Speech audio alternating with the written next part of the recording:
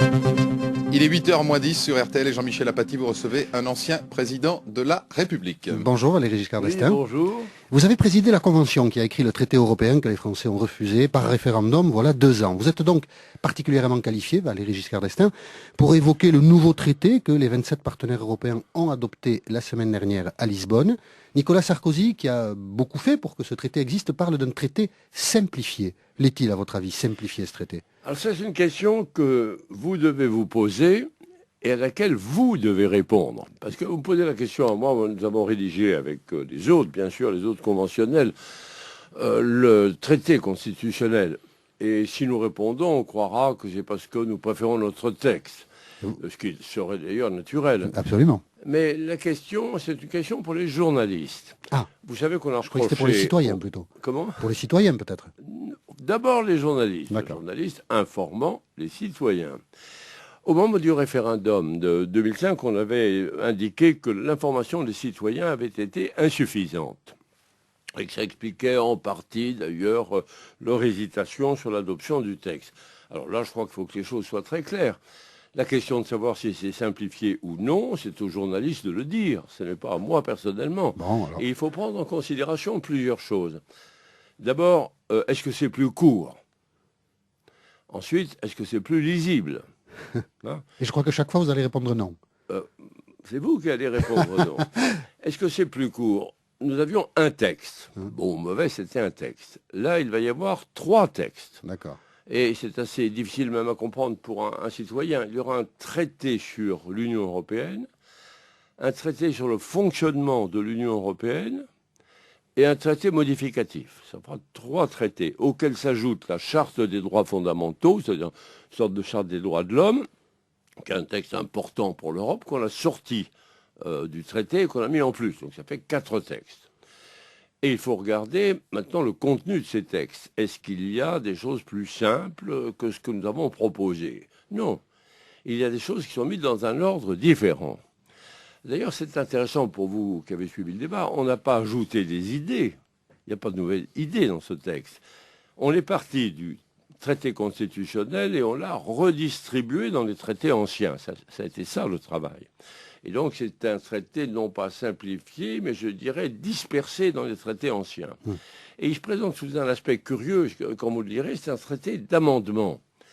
D'habitude, quand on fait un grand texte pour un sujet quelconque, c'est un texte qu'on lit, on commence par voir au début les principes, les objectifs, les institutions, etc. Là, c'est un texte d'amendement, c'est-à-dire on modifie un par un les articles des traités anciens, pour y ajouter le contenu du traité constitutionnel. Donc je crois que vous avez répondu à la question à laquelle vous ne vouliez pas répondre. L'adoption de ce traité est-elle souhaitable, Valéry Giscard d'Estaing ? Je pense que dans les circonstances actuelles, elle est souhaitable. Naturellement, vous comprendrez qu'ayant travaillé sur ce texte avec la Convention, nous ayons une préférence pour le texte de la Convention. Mais enfin, actuellement, nous sommes devant une situation de fait. Le nouveau traité, c'est l'ancien, comme je vous l'ai dit, redistribué, c'est-à-dire présenté dans un ordre différent. Mais les outils sont là. Nous avions 7 ou 8 grandes avancées pour l'Europe. J'en cite quelques-unes. Le fait d'avoir un président stable au lieu d'un président tournant tous les 6 mois, le fait d'avoir un ministre des Affaires étrangères, une commission plus réduite, un vote plus simple, rétablissant d'ailleurs les droits de vote de la France, enfin, etc. Toutes ces propositions se retrouvent dans le texte.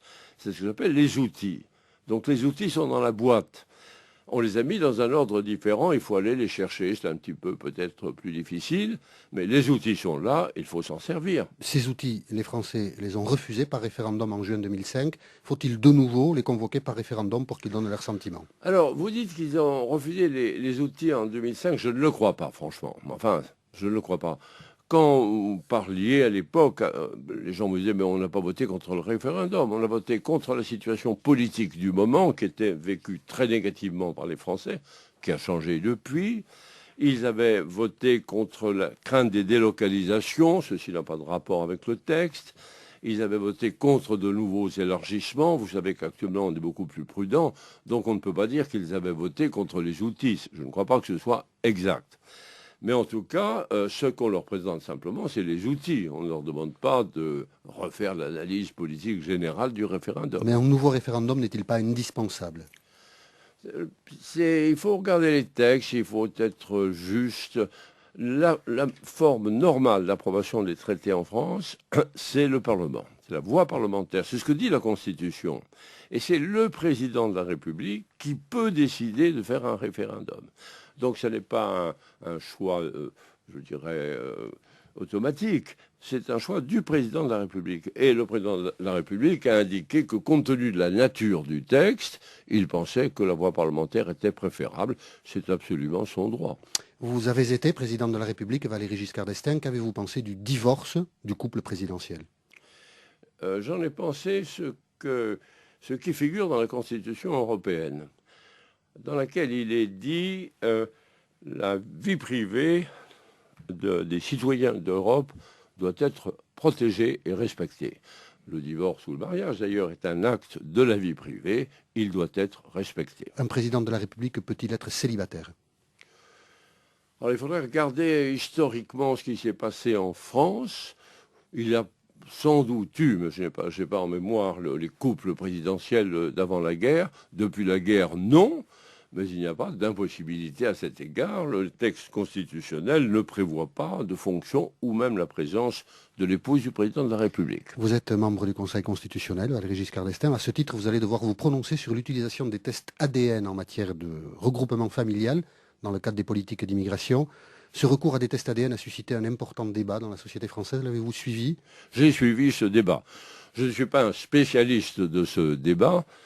Ce sont de nouvelles techniques, c'est une évolution évidemment de notre culture, mais j'ai suivi avec beaucoup d'attention ce débat. Ceci étant, le Conseil constitutionnel va en être saisi, vous connaissez la règle, on n'en parle pas publiquement. Et ce débat vous a-t-il influencé, a-t-il modifié ou fait évoluer votre pensée sur le sujet? D'abord, ma pensée, pas encore, si vous voulez. Mon information, ma connaissance, ma réflexion, oui. Valéry Giscard d'Estaing, qui ne nous a pas dit si le traité était simplifié ou pas, mais je crois quand même qu'en l'écoutant bien, entre les lignes. on a compris qu'il était plutôt compliqué ce C'est ce qui traité. m'a semblé. Voilà, il était l'invité d'RTL ce matin. Bonne journée. Merci, il est 7h57.